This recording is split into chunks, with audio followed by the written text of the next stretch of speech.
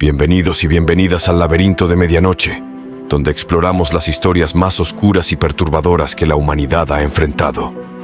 Hoy nos adentramos en uno de los casos más aterradores de la historia reciente, el exorcismo de Anneliese Michel, una joven cuya fe la llevó a librar una batalla inimaginable contra lo que ella y su familia creían que eran fuerzas demoníacas.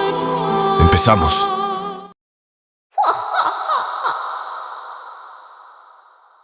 La penitencia de las sombras. La muerte de Anneliese Michel no solo dejó una herida en el corazón de su familia, sino también una estela de misterio que persiste décadas después. Más allá del sufrimiento humano, su historia está marcada por lo sobrenatural, lo inexplicable y una lucha entre la ciencia y la fe. Este relato es una dramatización de los horrores que enfrentó, mezclando hechos reales con elementos ficticios para explorar los límites de la desesperación humana y los secretos que habitan en las sombras.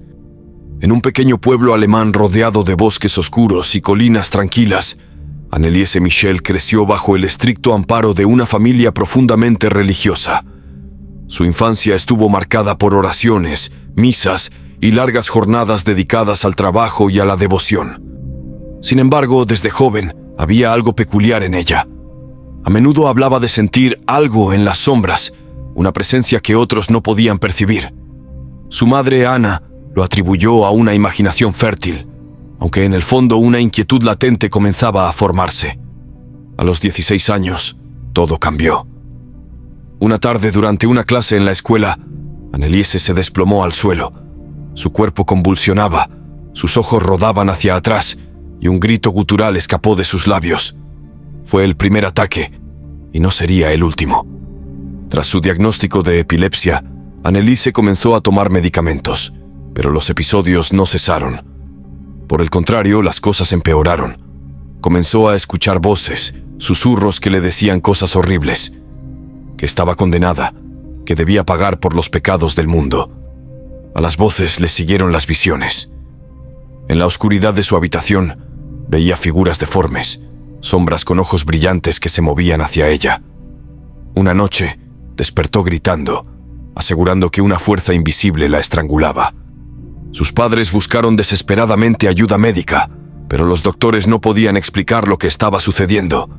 Finalmente, recurrieron a la iglesia, convencidos de que lo que atormentaba a su hija no era terrenal. El sacerdote Ernst Alt fue el primero en visitar a la familia.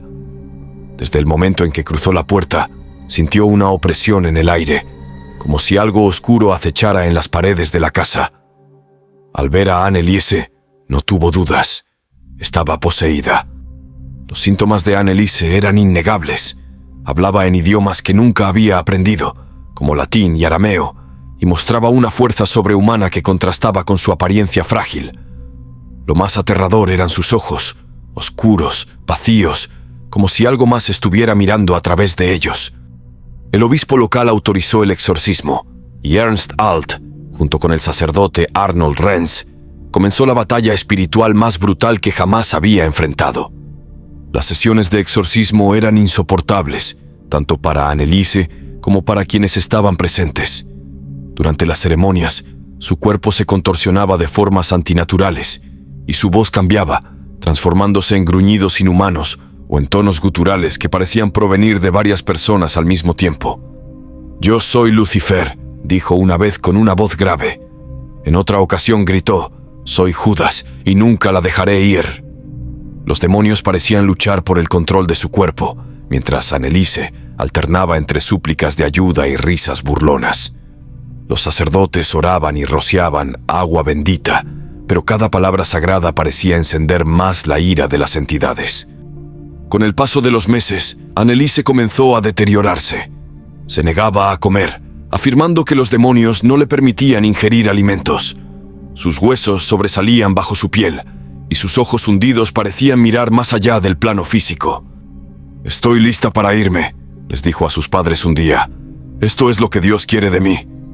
A pesar de sus palabras, su madre lloraba desconsolada mientras intentaba alimentarla.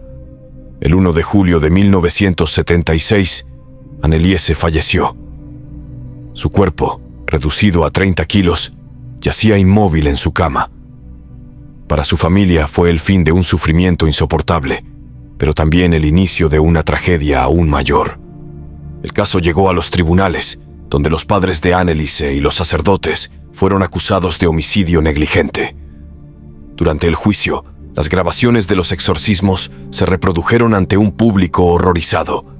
Los gritos, las voces y los gruñidos parecían pertenecer a otro mundo. La defensa alegó que Anneliese había sido víctima de una verdadera posesión demoníaca, mientras que la fiscalía argumentó que era una joven con una grave enfermedad mental desatendida.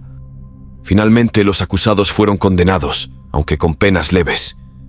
Pero para los padres, la condena real era el peso de la culpa que llevaban sobre sus hombros.